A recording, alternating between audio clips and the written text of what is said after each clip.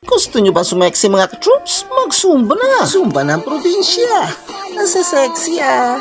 At meron din sa mall mga ka-troops! Zumba sa mall with Richard Esquella! Napakagandang katawan naman ni Bonita oh. Kaya kung gusto nyo sumeksi, mag-zumba na rin kayo! Siyempre, hindi pa huli dyan ang mga taga San Nicolas, Batangas. 18th Day Campaign to End Violence Against Women. Ating pasasalamatan ng Bureau of Fire Protection. Sila nga pala ang nagpapasumba. Yahoo! At kasama din ang ating mga kapulisan, mga ka-troops sa San Nicolas MPS. Ang sexy naman ni Ma'am. Ay, gagaling sumayaw. Hindi rin pahuli ang ating kapulisan.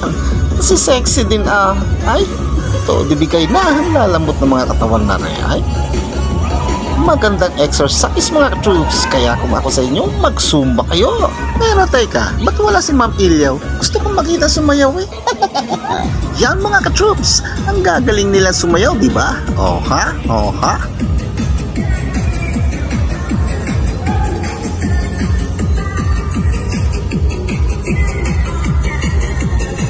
Ang galing sumayaw with the smiling face eh. Yahoo!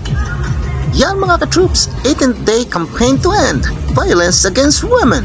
Pasasalamatan po natin mga ka-troops ang Bureau of Fire Protection at ganoon din sa Police San Nicolas MPS, ang ating mga kapulisan. Ang gagaling nilang lahat sumayaw. Yahoo! Yan mga ka-troops, the 18th Day Campaign to End Violence Against Women. Shoutout nga pala kay SFO3 Wilfredo A. Alcaraz, Acting Municipal Fire Marshal. At ganoon din sa ating mga kapulisan sa San Nicolas MPS, lalo na kay Police Major Julius Bathan Almeda. At salamat din sa mga sibilyan na dumalo sa Zumba. Ang gagaling nyo sumayaw. Ako nga pala si Jorap, hanggang sa muli mga ka-troops.